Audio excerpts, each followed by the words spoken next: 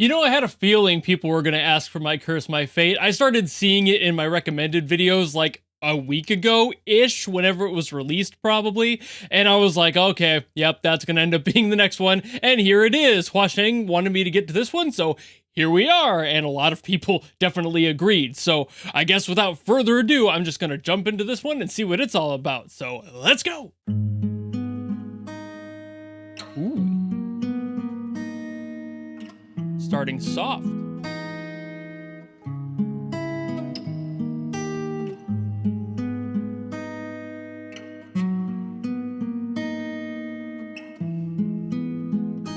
Ooh. I like that I could hear the singer breathe there. I like that they left that in. Ooh, okay. No captions. I'm gonna look up the lyrics later. Ooh,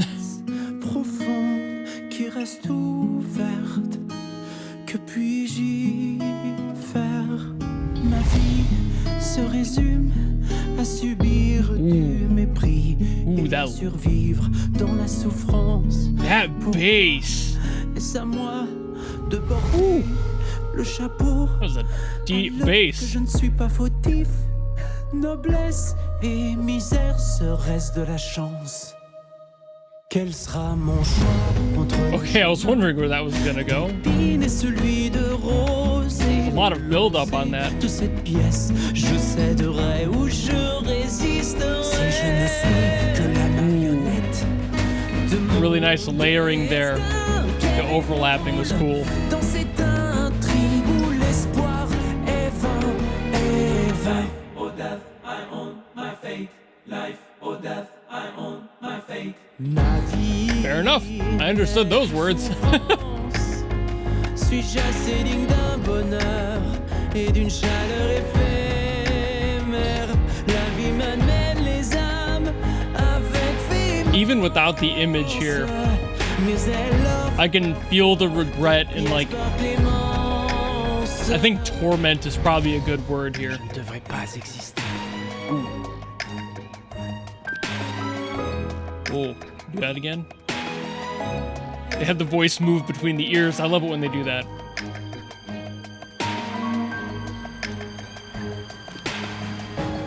There's some stuff happening on the sides. Very subtle. Quel sera mon choix entre le chemin d'épines et celui de rose et où l'on sait de cette pièce. They're really using it now. Really using that stereo space. Wow.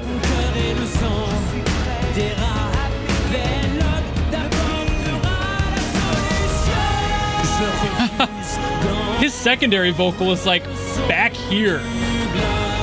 That's very wide.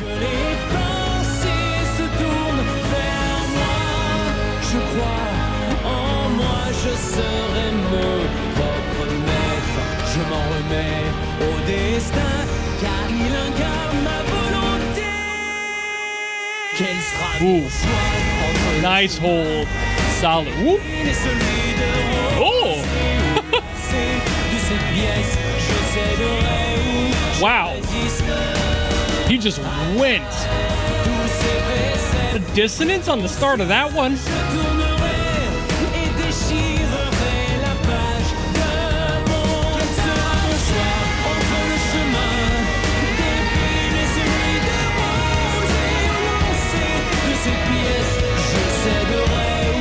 The vocals are so intricately woven in here. Ooh.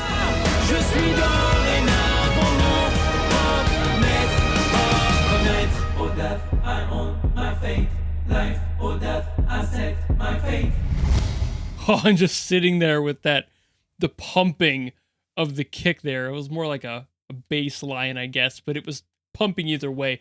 Really cool way to end it. It sounded like a heartbeat. Damn! That was way more than I was expecting out of this song. So I just got back from reading the English translation of the lyrics, and I was pretty on point, I think, with the whole torment situation. The fact that he feels so stressed by his lot in life, basically, to the point where he's like, you know what?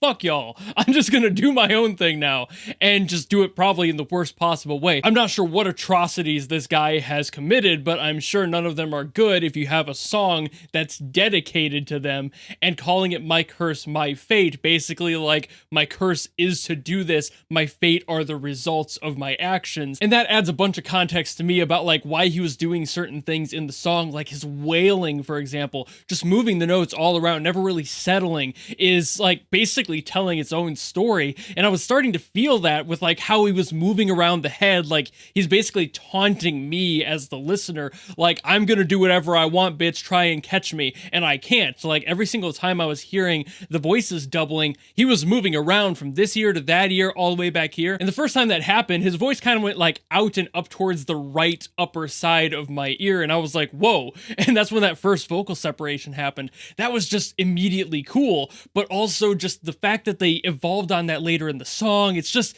so beautiful. This had so much more spectral scale than I expected it to have. The full exertion of that stereoscopic sound and just utilizing every square inch of the space around my head, except for below me, basically anywhere that stereo can put audio, this song placed his voice. And that's really cool to give you that feeling of something's around you that you can't touch, you maybe can't see, but you know is there. It's like omnipresence.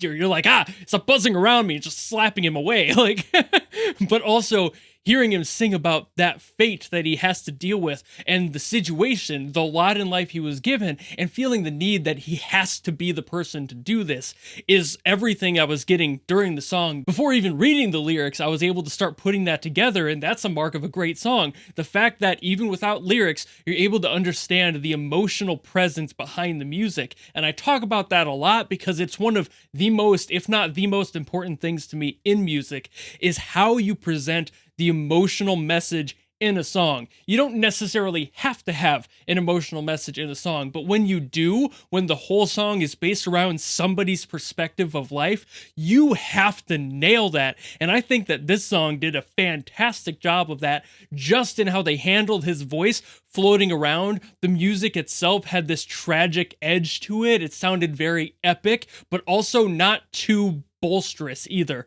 Like, he was definitely up there. He was kind of carrying that bolsterous torch, but all the instruments were supporting that fully, and I was so impressed by that. The bass at the beginning immediately gave me this feeling that this was going to be more intense than I thought, and then turning that, basically getting rid of it through the whole song and coming back just to make it like that heartbeat feeling at the end. Just like, was that the end of his life? Was that the end of somebody else's that he took the life of? I don't know. Just as somebody without that context, I'm not sure exactly what happened here. I know I've listened to a song about this guy before, but I think that was like a Boss song, and I'm not sure where this takes place in that context. But either way, and no matter when it happens, the fact that they were able to craft this song and have so much honest fun with how he was handled in the sound around me was just so neat. I can't stop geeking out about that. I love it when people utilize that stereoscope to its absolute max, and they definitely did that here, and it added so much to the feeling of the song. It took it from feeling like a little whiny boy to somebody with the power to change the literal perspective in which you're hearing them. And just that as a concept can change the entire perspective for the listener. So definitely A+ work there. This was beautiful. But I think I've yapped about this one enough, so thank you all so very much for watching. If you have any other songs you want me to get to, by all means, drop them in the comments below, and I will do my best to get to those as always. Or if you just like this video and you want to follow me and support me for more stuff in the future, you know how to do all that, and I will see you all in the next video. Goodbye!